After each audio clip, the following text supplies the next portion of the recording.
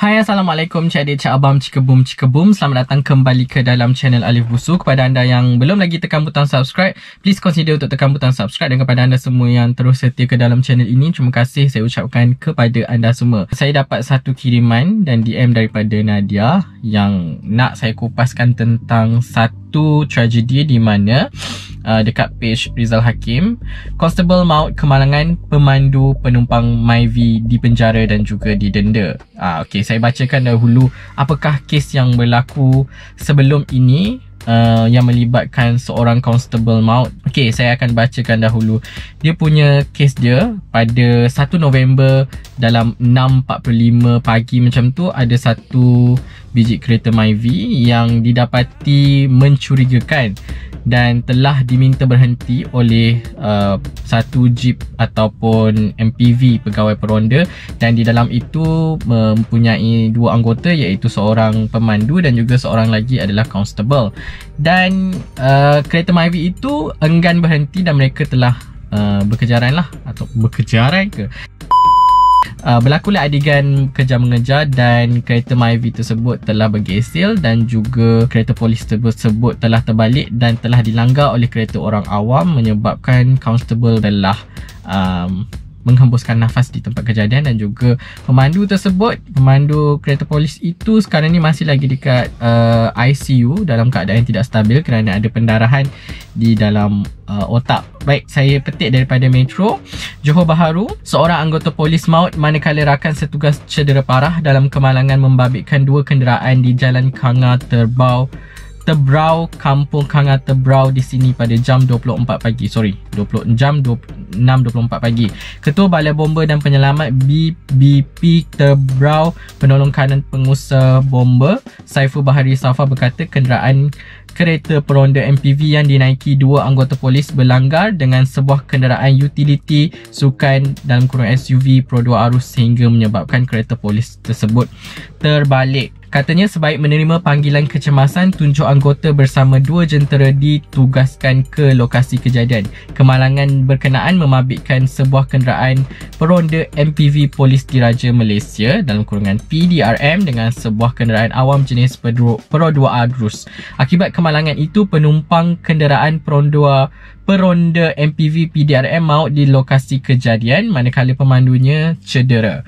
Turut cedera dua lelaki iaitu pemandu dan penumpang kenderaan Pro 2 Arus, katanya dalam satu kenyataan di sini hari ini.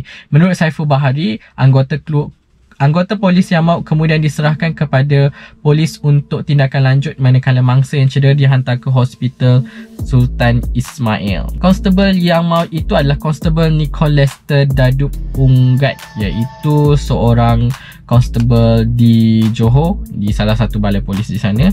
Jadi pemandu salah seorang daripada suspek telah dibicarakan.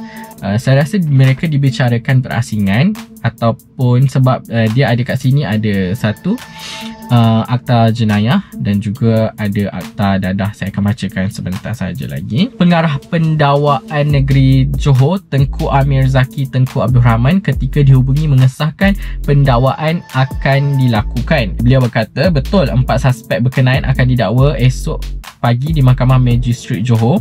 Sekurang-kurangnya 3 pertuduhan akan dikenakan terhadap suspek, termasuk Seksyen 44 dalam kurungan 1 dalam kurungan A Akta Pengangkutan Jalan Raya dalam kurungan APJ 1987 kerana memandu sehingga menyebabkan kematian.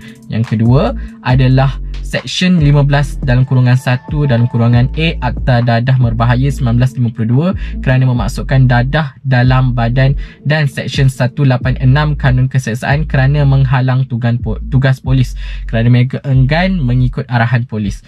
Namun tidak semua suspek akan didakwa atas pertuduhan sama kecuali bagi pertuduhan Seksyen 15 dalam kurungan 1 dalam kurungan A Akta Dadah Berbahaya 1952. Maksudnya mereka ini akan didakwa.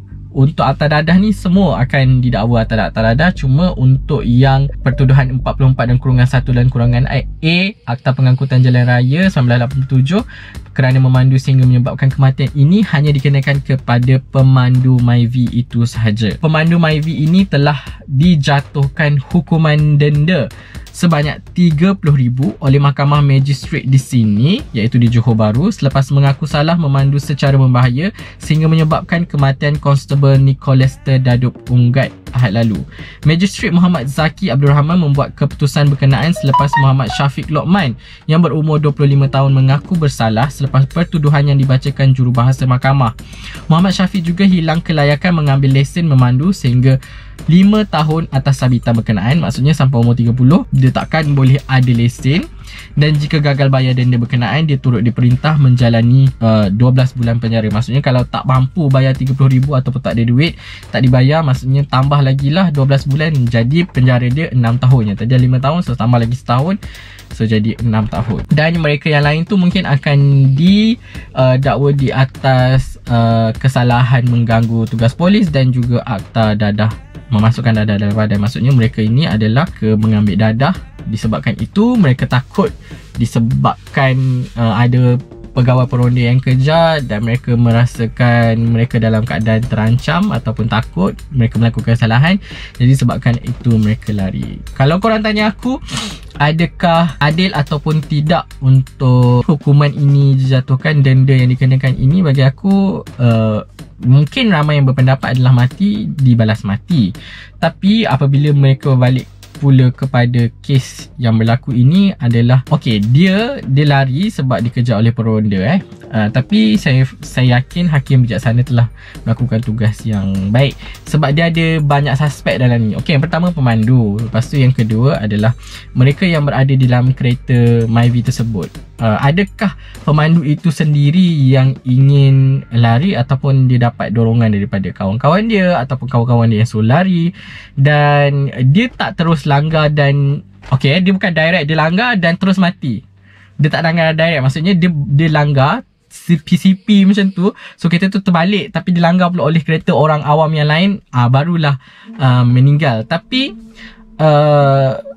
memang satu kejadian yang cukup tragis bagi aku. Kalau kau berhenti dan mungkin akan didakwa atas kesalahan dadah saja instead of kesalahan melanggar dan mengakibatkan kematian, itu adalah hukuman yang lagi berat lah. Maksudnya bagi aku is fair sebab dia baru umur 25 tahun untuk yang melakukan jenayah inilah.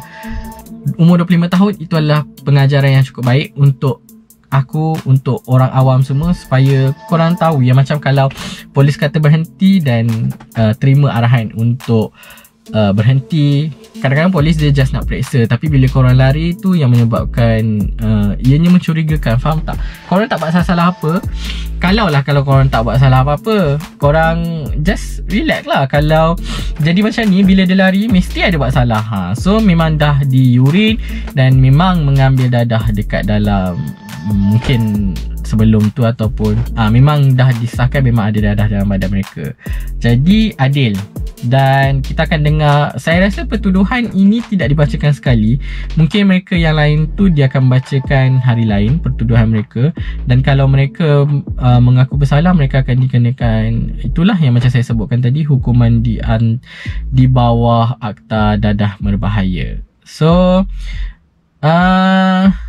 itulah, salam takziah buat keluarga konstebel itu, dan satu pengorbanan yang besar lah untuk negara. Kalau tak jadi macam ni, kita pun tak tahu apa yang pemandu Myvi itu buat kan.